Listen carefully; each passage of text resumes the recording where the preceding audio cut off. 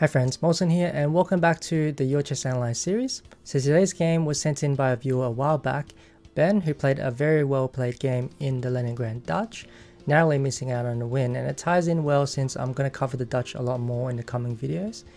And also it's a good time to kickstart the series again. So if you have an interesting game yourself which you want analyzed on this series, then do send it into the email address provided in the description below. Otherwise, let's jump straight into the game, which started out d4 f5 of course, and knight f3, knight f6, c4 and g6. We get the Leningrad Dutch, which is something I'll go through soon in the repertoire video. Knight c3, bishop g7, g3 castles, bishop g2, d6. We get into one of the core main lines. After castles, c6, there are other moves of course possible in this position, and I'll talk through the different ideas such as queen e8 and so on. One of the core ideas in the Dutch that I mention is to go for this pawn break e5, so you'll sort of see me stress that black needs to play this pawn push e5 as soon as he possibly can, really. Bishop f4 was played. This is very common, I find, especially at the club level. I've seen a lot of people play this bishop f4, sort of going for the London sort of approach. Most often, actually, they don't even fianchetto the bishop. Queen e8, that moves perfectly fine. Okay, queen c2, knight d7. So this move is something that you don't usually want to play because you want to be careful of this e6 square. So if you're a Dutch player, do watch out for any pieces coming to e6, especially after a move such as d5. But here I think it's just about okay, and I think black can sort of get away with playing the move knight bd7 because e5 is coming with a tempo next. Another move I would have considered here was the move knight to h5, and immediately going for this e5 pawn push, hitting the bishop. Let's say the bishop retreats back and we play immediately the move pawn to e5. Pawn takes, pawn takes. If black can get in the move pawn to e4 as well, then we should have a very nice position. So bishop c5 I think is relatively forced, because if white allows us to play knight d7 for example, and then f4 e4, then there's absolutely no problems. At least here we have a somewhat awkward rook on f6. Whereas rook f7 might get hit by moves such as knight to g5 perhaps.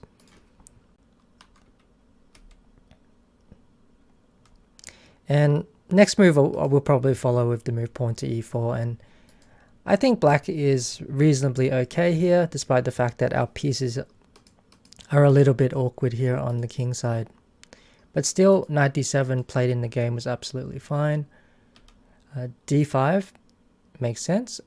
Here we can ignore the pawn on d5 and just play moves such as knight c5 as well.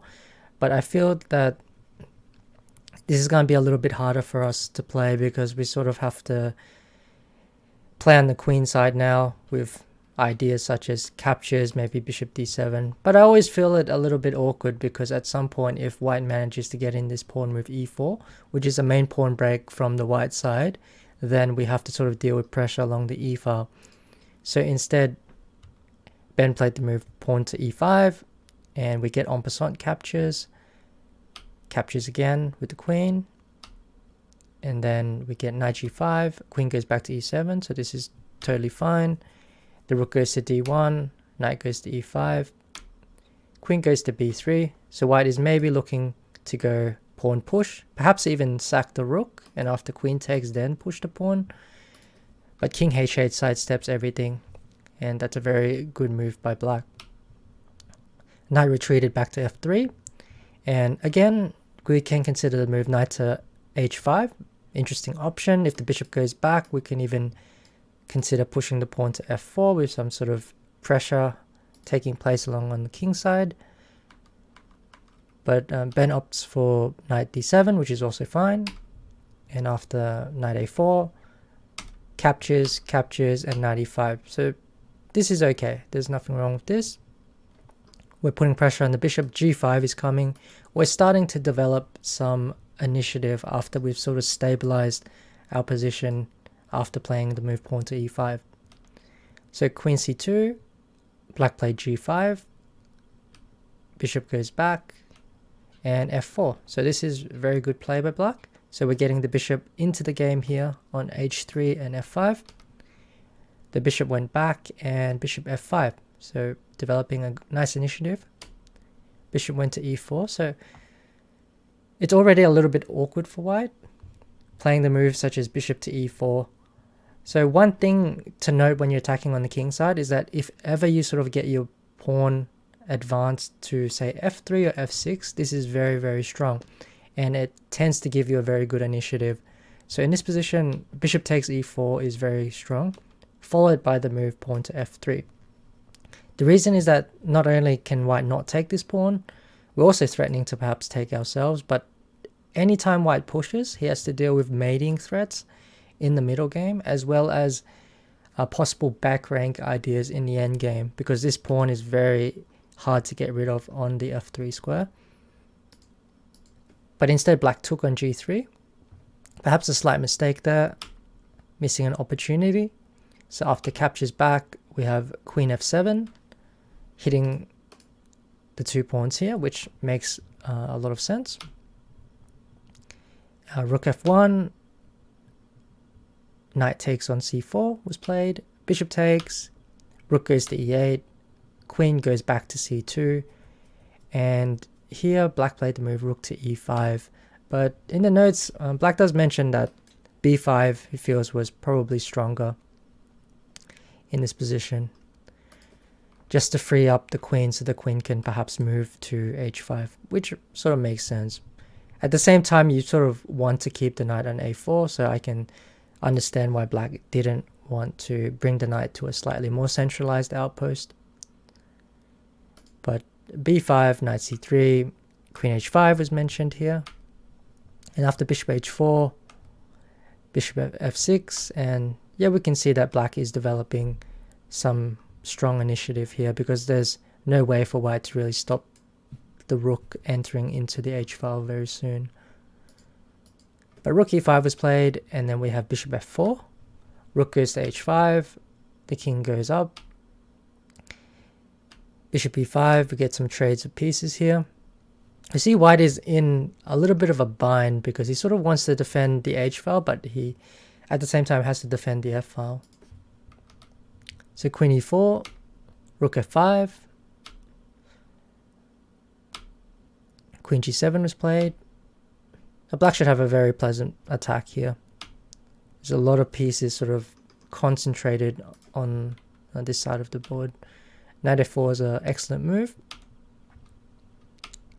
Rook e5, d5, knight goes back to h5, so we're hitting the g3 pawn here. Rook goes back. So this is a very nice play. b5. I feel like we haven't really managed to break through on the king side though, but now we're sort of creating threats on the queen side. Rook g1.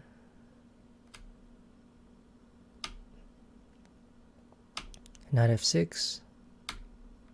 Queen d4. So we sort of keep an eye on things here. King's very misplaced now, and so we're breaking through on the queen side as well now. So this should be very good for black. Rook goes across. c5.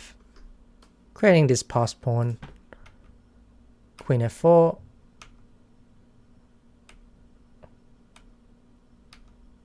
Rook comes back. So it takes. I think the idea is just to take here on f3. Queen goes back. And queen check. And now it looks completely lost for white, because this pawn is dropping and everything is falling apart. But maybe there's still some chances here. We have to sort of play accurately to finish the game off. So rook g2. Also here black did miss an opportunity to just take the rook and then take on e2. But we have rook f7 check. Queen f4. And now black has a very pleasant endgame. Although his pieces are a little bit stuck after knight c3, so we can't move anything. So maybe this is an inaccuracy. Maybe we can move the rook to a different square. But if we move it here, then the knight will come here or here. So the pin is a little bit of a problem for us. Okay, so maybe rook e4. Knight goes there, and black plays the move knight to e3. Interesting move. It might also be the only way to get out of all these problems. So that must have been the idea. Takes, takes. Rook check. Okay, so black has sort of everything under control. Where it's still up a pawn. The king is sort of misplaced on the side of the board, which is what you want in the endgame. d4, and we've got our passed pawn pushing. The only question is whether it's strong enough to sort of keep going. Knight there. Okay, so there's a tactic here. After rook g5, we're threatening the knight, and we're also threatening knight g4. So this would have been winning. Knight d1 was played. King g7. Rook comes across. Knight takes. Okay, and in the game, sort of black didn't manage to push this pawn up the board quite far enough.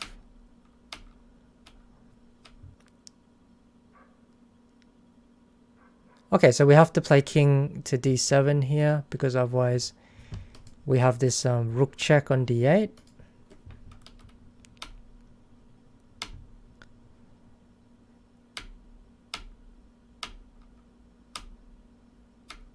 Okay, now the knight is sort of stuck defending the pawn, so we can't really bring the king into the game. Yeah, so unfortunately we're not able to sort of progress our pawns forward, but nevertheless that was a very well played attack, and I think black missed quite a number of opportunities there to win, unfortunately, but it was still a very nice attack, and it sort of shows you the type of play you're looking for in the Leningrad Dutch, and especially this sort of e5 pawn break and going for this quick kingside attack with pushing the f pawn, f4, and perhaps even f3. Yeah, so I hope you guys learned something from that game. Thanks for watching, and I'll see you on the next one.